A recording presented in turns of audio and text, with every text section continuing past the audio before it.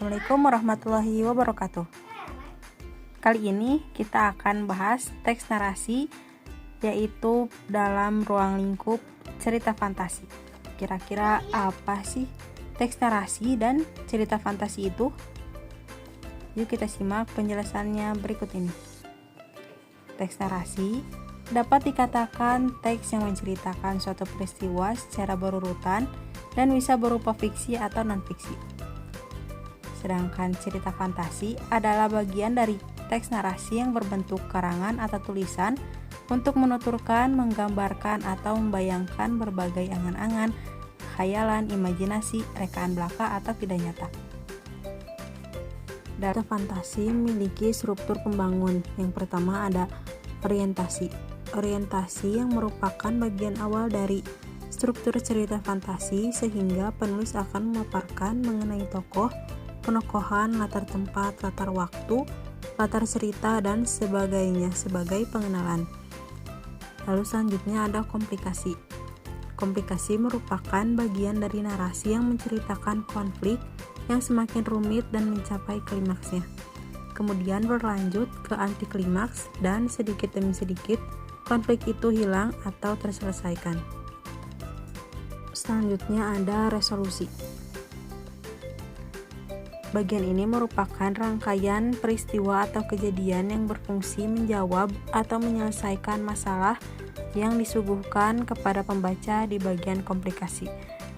Dan yang terakhir ada koda. Koda adalah struktur akhir atau bagian dari teks narasi yang berisi akhir atau kesimpulan. Akhir dari cerita ini sendiri memiliki bentuk yang berbeda-beda. Ada yang penulis akhiri dengan bahagia, sedih, dan ada juga yang menggantung. Selain struktur pembangun, teks narasi juga terdapat ciri-ciri. Yang pertama, ide cerita yang terbuka. Dalam ide cerita, teks narasi bersifat terbuka dan tidak dibatasi dengan kehidupan nyata. Penulis bisa mengembangkan cerita yang sedang ditulis sesuai keinginannya, tanpa perlu memikirkan batasan realita. Misalnya, manusia yang bisa terbang secepat kilat, hewan-hewan yang bisa berbicara, atau bahkan manusia yang tiba-tiba berubah menjadi serangga saat bangun tidur. Lalu ciri yang kedua, berisi hal yang misterius dan hal yang aneh. Keanehan adalah teman sejati cerita fantasi. Mereka tidak bisa dipisahkan sama sekali. Di mana ada fantasi, di situ ada keanehan. Keanehan di sini bentuknya bisa bermacam-macam. Namun intinya adalah membuat sesuatu yang mustahil menjadi tidak mustahil dan tidak ada menjadi ada. Ciri yang ketiga yaitu latar yang tidak terbatas. Dalam cerita fantasi biasanya memiliki dua latar, yaitu dalam dunia nyata dan dunia imajinasi. Misalnya terdapat suatu rangkaian peristiwa yang menggunakan cerita dengan menerobos sebuah dimensi dalam ruang dan waktunya. Penulis bebas membuat latar tempatnya sendiri tanpa memperdulikan batasan-batasan seperti masuk akal atau tidak. Lalu ciri yang keempat, ada tokoh yang unik atau aneh.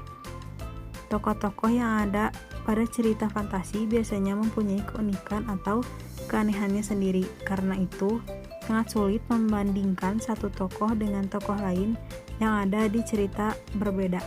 Ciri yang kelima yaitu sifatnya fiktif. Ciri utama dari sebuah cerita fantasi adalah sifatnya yang fiktif alias bukan kenyataan. Biasanya penulis terinspirasi dari latar atau objek nyata yang ada di dalam kehidupan sehari-hari, namun diberi sentuhan fantasi. Ciri yang terakhir yaitu bahasa. Bahasa yang digunakan pada cerita fantasi bertujuan untuk menuangkan ide. Maka bahasa yang digunakan dapat sesuai dengan kemauan penulisnya. Penggunaan bahasa yang dapat dimengerti dapat menghasilkan cerita yang baik. Bahasanya lebih ekspresif dengan ragam percakapan dan bukan sebuah bahasa yang bersifat formal atau resmi.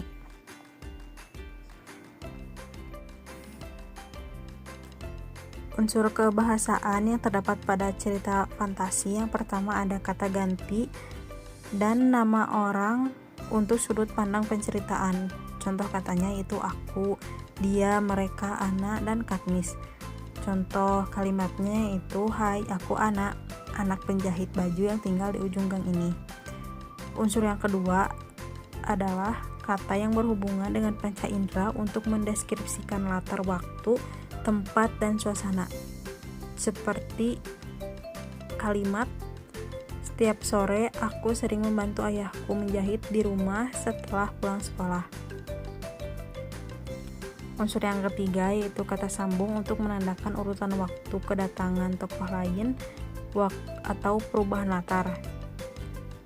Seperti kata setelah itu, tiba-tiba, sebelum, kemudian, saat, dan sebagainya. Unsur yang keempat yaitu kata atau ungkapan keterkejutan yang berfungsi untuk memulai masalah. Contoh kalimatnya yaitu, aku kaget saat mengetahui minggu ini ayah harus menjahit 10 baju. Unsur yang kelima yaitu menggunakan kalimat langsung atau dialog di dalam cerita.